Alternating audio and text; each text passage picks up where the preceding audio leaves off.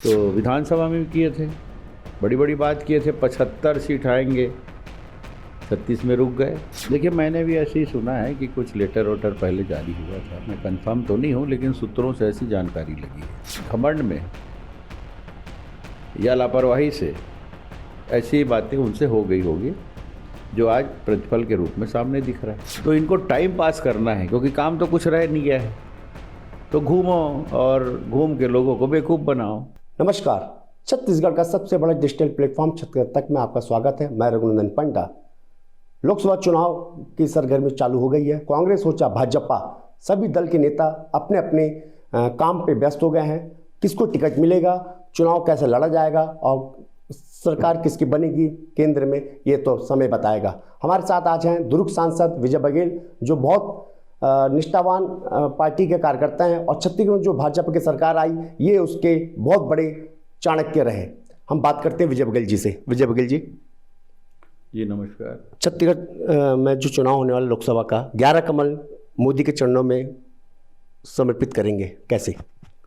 देखिए, भाजपा के चरणों में समर्पित होगा और मोदी जी तो हमारे लीडर हैं और इस पवित्र कमल को वो गले से लगाते हैं, दिल से लगाते हैं, चरणों में नहीं लगाते।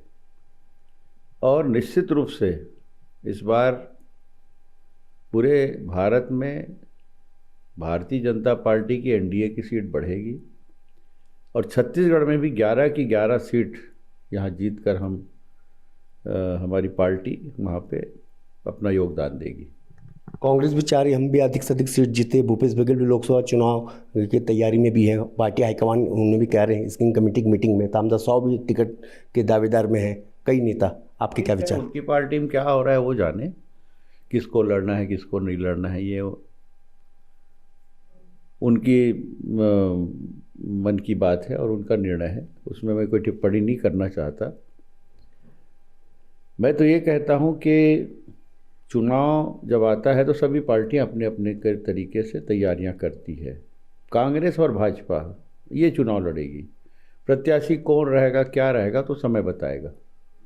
और दावे प्रति दावे तो विधानसभा में भी किए थे, बड़ी बड़ी बात किए थे। 75 सीट आएंगे, 36 में रुक गए, 54 सीट हमारी आई।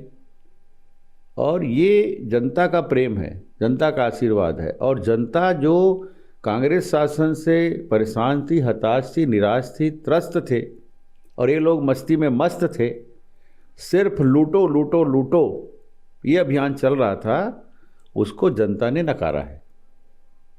छत्तीसगढ़ में कोयला घोटाला और शराब घोटाला हुआ था।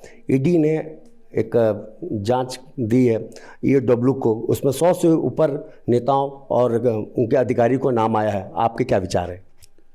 वो तो पहले ही बोले थे ना, शराब है, कोयला है, सीमेंट है, इसमें सिंडिकेट चल रहा है। बीच में हिंट आया था ना,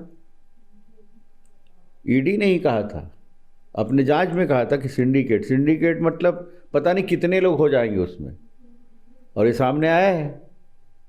और ये जो है वो ईडी और ईओडब्ल्यू जो उनके संज्ञान में आया, कुछ शिकायतें मिली, उसके आधार पे, प्रमाण के आधार पे ये वहाँ पे उनके ऊपर एफआईआर किए हैं।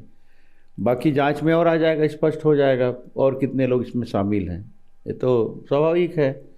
जहाँ भ्रष्टाचार होगा वहाँ ऐसी जो संस्थाएं बनी हैं, ईडी और ईओडब्ल्यू जैसे, अपराध को सामने लाए जनता के बीच में और उसकी सज़ा मिले, उसके लिए बना है।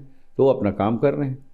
पूर्व मुख्यमंत्री भूपेश बघेल चुनाव के समय कहते थे कि ईडी और आईटी चुनाव के समय कांग्रेस पार्टी को बहुत तंग की है और चुनाव भाजपा जीत गई है।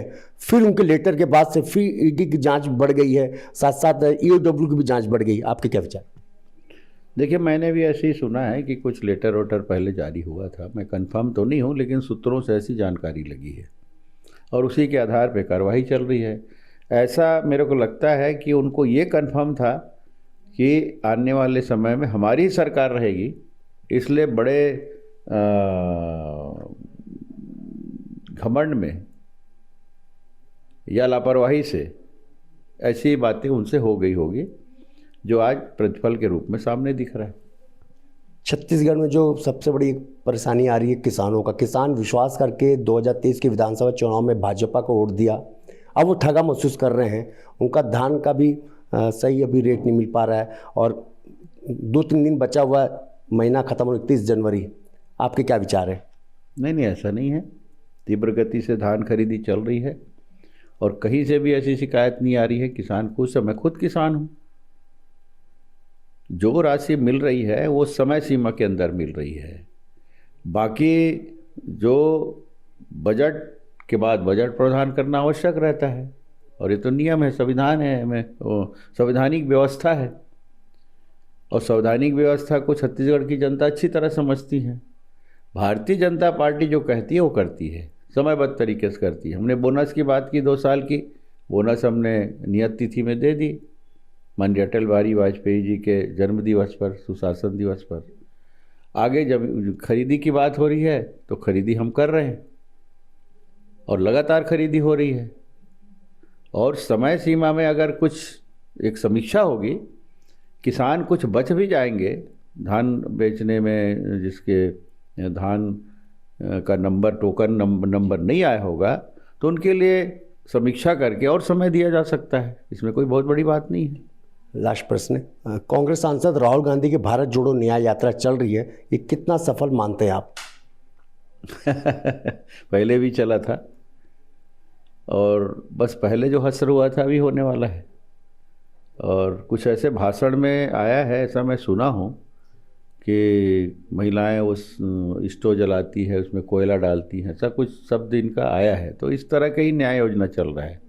मतलब इनको ये नहीं मालूम कि किसमें क्या किया जाता है, किसमें क्या किया जाता है। पहले भी बहुत सारे इनके वक्तव्य ऐसे आए हैं। तो इनको टाइम पास करना है क्योंकि काम तो कुछ रह नहीं गया है, तो घूमो और घूम के लोगों को बेवकूफ़ बनाओ।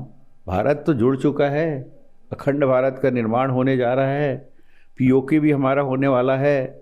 किस अखंड भारत के, किस भारत जोड़ने की बात कर रहे हैं आप? भारत को तोड़ने वाले तो यही लोग थे जो विखंडित कर दिए भारत को। और ये कांग्रेस ही था उस समय, मूल कांग्रेस थे और आज कांग्रेस भी छिन्न भिन्न है और देश का भी छिन्न भिन्न हो गया था, जिसे सजाने में माननीय नरेंद्र मोदी जी अथक प्रयास कर रहे हैं और पूरा देश उनके साथ चल पड़ा है। ये दुर्ग सांसद विजय बघेल, जिन्होंने कहा कि कांग्रेस पार्टी ने तोड़ने का काम किया, जोड़ने का नहीं। जोड़ने का काम प्रधानमंत्री नरेंद्र मोदी कह रहे हैं। ये तो समय बताएगा कि मतदाता भाजपा के ऊपर अधिक विश्वास करके वोट देती है या कांग्रेस पर। अब रघुनंदन पंडा, छत्तीसगढ़ तक, दुर्ग।